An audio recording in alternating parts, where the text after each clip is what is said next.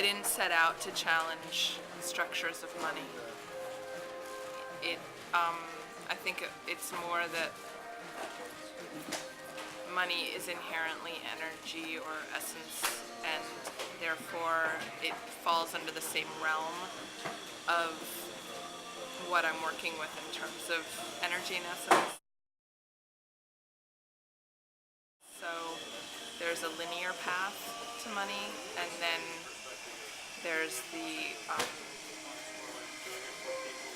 less than linear path, or the alchemical path. And I think we need to address both in this time.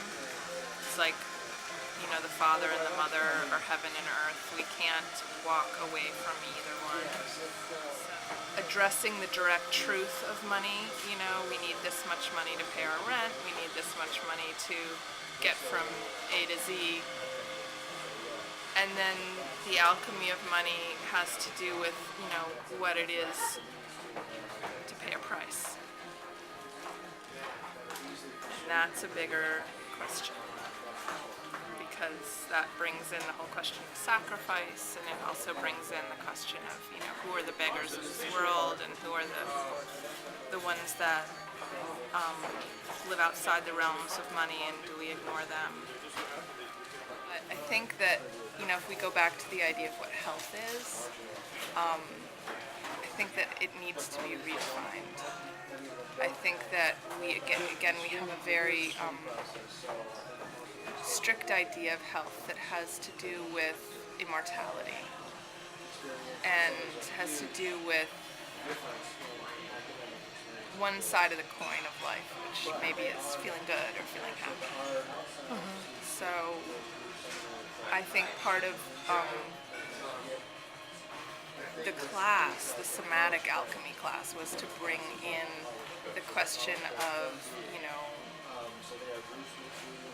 who's practitioner here? I guess the question that I would have is how is that experience, for example, feeding into your art making? Because there seems to be a very non-line between your art making and your professional practice as an acupuncturist. And I'm curious as to how you're defining that nowadays. My teacher says that, in the ancient days of healers, you couldn't be a healer unless you were a master artist,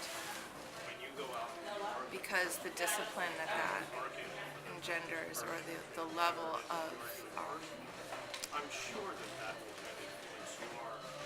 going so deeply into something and coming out the other end of it so that it can fly you, is part of what it is to work with the spirits. And this is the five element acupuncture is very, very much rooted in the spirit, or the work of the way the spirits move within us. And by spirits, I mean the intangible happenings of what it is to be alive. So the boundary between being an artist, there was a certain point where I dropped dance to become an acupuncturist, and I had to make that conscious sacrifice to know that it was okay to possibly leave everything to go on this journey, right? And then there was another point at which it became clear that could not happen. That had to be part of who I was. And I think the difference now as an artist is that I'm following a lot more. So, it brings into question this idea of fate or free will. It's like how to walk that tenuous ledge between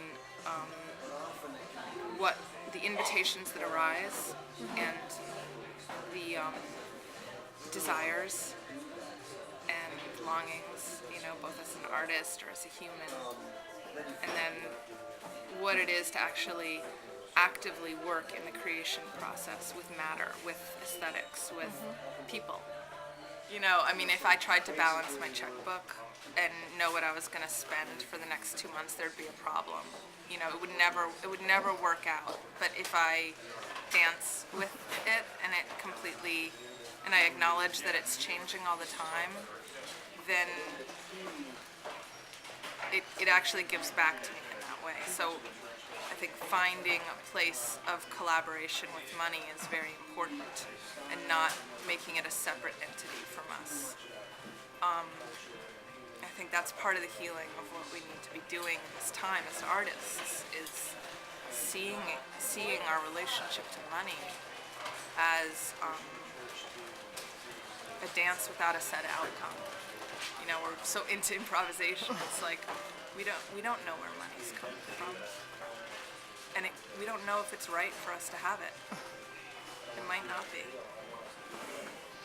It might be. It might change. You know. I'd say also my relationship to performance is up right now, and that's going to be improvised. That whatever I say about that, because I don't really know. I don't know what's up about it, but I think it. What I'm coming up against is that part of me, that very old, young part of me that knew I was a performer and has always known that. And then, you know, the question of what's it for. And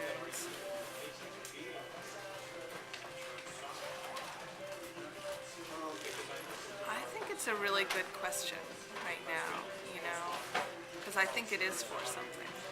I think that we are born performers or become performers, and it has to do with something, and it's not just the ego, although it's there. It's not just that, and so I'm really curious about that, and I'm curious about the moment of being, you know, and standing at the center of a point or a phrase, or however it is you stand in your, you know, in your movement, whatever the eye of that movement is as a performer, when you're on stage and you have all that energy focused on you, what are you going to be doing with it? And that to me is like, it's, you know, it's amplifying something.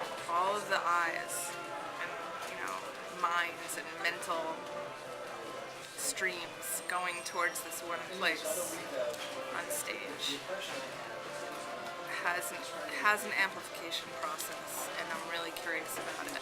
Curious about what we can do with it beyond the structures of, you know, within aesthetics, but beyond the structures of aesthetics.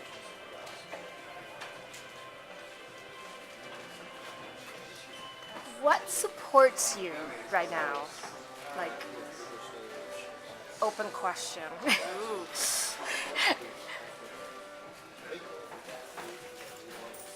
I think, you know, the first thing that comes to mind about what supports me is I'm getting deeper and more clear information about the light that lives in matter, especially in the earth and in the role that us humans, especially women, have in bringing that light back or acknowledging that light, and that supports me on a daily basis.